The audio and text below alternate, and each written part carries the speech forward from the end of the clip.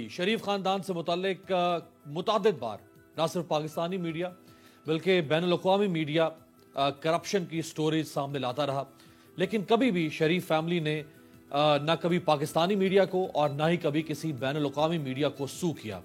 میں آپ کے سامنے چند ایسی خبریں رکھتا ہوں جو کہ پاکستان سے باہر کے میڈیا نے شریف فیملی سے متعلق مختلف ادوار میں شائع کی، لیکن کبھی شریف فیملی نے ان کو سو نہیں کیا۔ اور کیا دنیا میں ایسا ہی ہوتا ہے کہ جب کسی کے خلاف کوئی خبر ایسے آئے تو وہ خاموشی اختیار کر لیتا ہے، جیسے شہباز شریف اور نواز شریف خاموشی اختیار کرتے ہیں، یا وہ سو کرتا ہے؟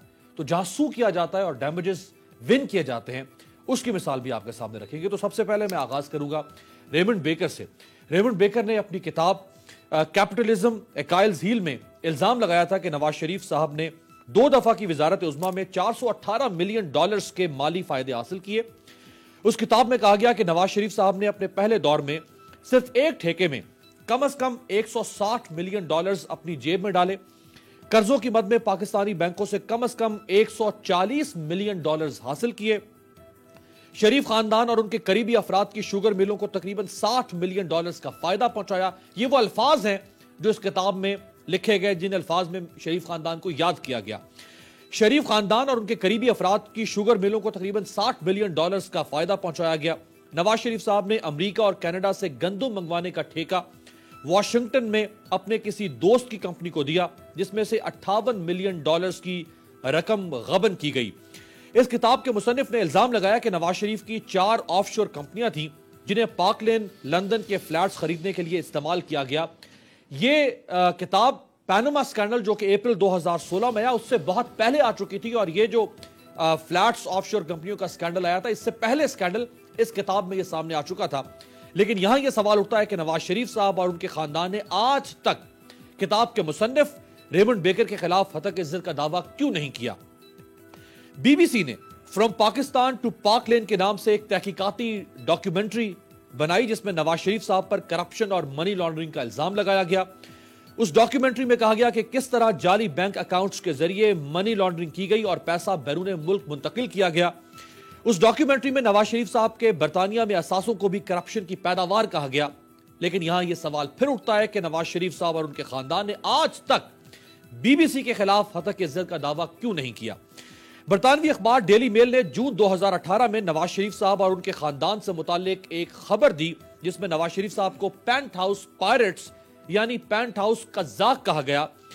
اس خبر میں ڈیلی میل نے نواز شریف صاحب پر الزام لگایا کہ نواز شریف صاحب 70 لاکھ پاؤنڈز مالیت کے 4 پرتعیش فلیٹس کے مالک ہیں۔ اس اخبار نے نواز شریف صاحب پر الزام لگایا کہ ان کا خاندان غیر قانونی پیسے سے برطانیہ میں 21 جائیدادیں بنا چکا ہے، جن کی مالیت 3.25 کروڑ پاؤنڈز ہے۔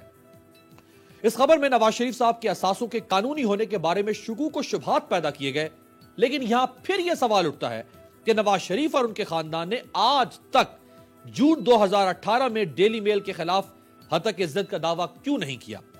امریکی جریدے وال سٹریٹ جرنل نے اکتوبر 2018 میں دعویٰ کیا تھا کہ ابراج کیپٹل نے کے الیکٹرک میں اپنے شیئرز چینی کمپنی کو فروخت کرنے کے لیے شریف برادران کی مدد حاصل کرنے کی کوشش کی۔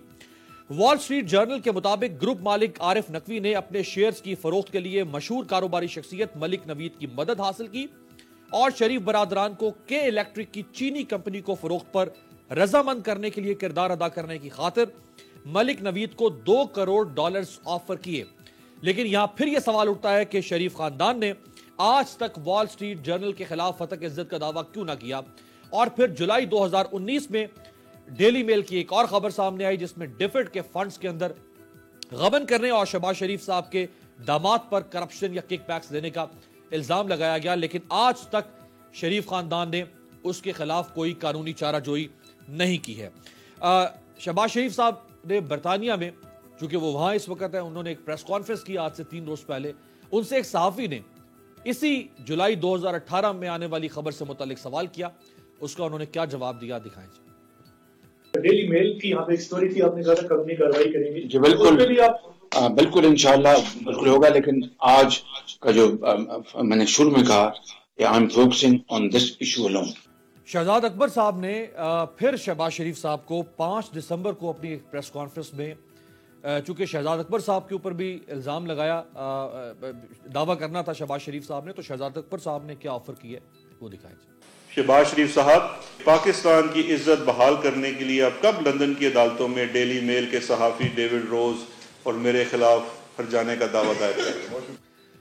کیا دنیا میں جب بھی کسی سیاستدان پر کوئی اخبار یا میڈیا ہاؤس الزام لگائے تو وہ اسی طرح سے خاموش ہوتا ہے جیسے شریف خاندان خاموش ہے؟ دیکھیں ذرا، جو ہاکی آسٹریلیا کا وزیر خزانہ تھا، جو ہاکی پر مئی 2014 میں آسٹریلیا کے ایک بڑے one of the largest media house Fairfax نے الزام لگایا کرپشن کا اور کک بیکس لینے کا، اور اس کے خلاف پوسٹر شائع کیا اور ٹویٹس کی، جو ہاکی آسٹریلیا کی وفاقی عدالت میں گیا اور ڈیمیجز کلیم کیے، ہتک عزت کا دعویٰ کیا، اور وفاقی عدالت نے چونکہ اس کا دامن صاف تھا تو اسے $2 لاکھ کا ہرجانہ ادا کرنے کا حکم دیا فیئر فیکس کو کہ وہ جو ہاکی کو ہرجانہ ادا کرے۔ اسی طرح سے فروری 2010 میں نیو یارک ٹائمز کے انٹرنیشنل ہیرلڈ ٹریبیون نے ایک آرٹیکل چھاپا جس میں سنگاپور کے اس وقت کے وزیر اعظم لی لونگ اور سابق وزیر اعظم لی کوان یو کے سیاسی سفر پر کچھ سوالات اٹھائے گئے تھے۔ دونوں شخصیات نے نیو یارک ٹائمز کے خلاف ہتک عزت کا دعویٰ دائر کیا، جس کا فیصلہ نیو یارک ٹائمز کے خلاف آیا اور نیو یارک ٹائمز کو $1,14,000 کا جرمانہ ادا کرنا پڑا۔ صرف یہی نہیں، ماضی میں سنگاپور کے لیڈرز انٹرنیشنل ہیرلڈ ٹریبیون سے لے کر وال سٹریٹ جرنل، بلومبرگ اور دی اکانومسٹ تک کو بھی سو کر چکے ہیں اور ان سے ہتک عزت کا دعویٰ جیت چکے ہیں۔ سوال یہ ہے کہ شریف خاندان کے خلاف خبر پر خبر سامنے آتی ہے لیکن وہ خاموشی کیوں اختیار کرتے ہیں؟ سبسکرائب کریں اور بیل دبائیں تاکہ کوئی خبر رہ نہ جائے۔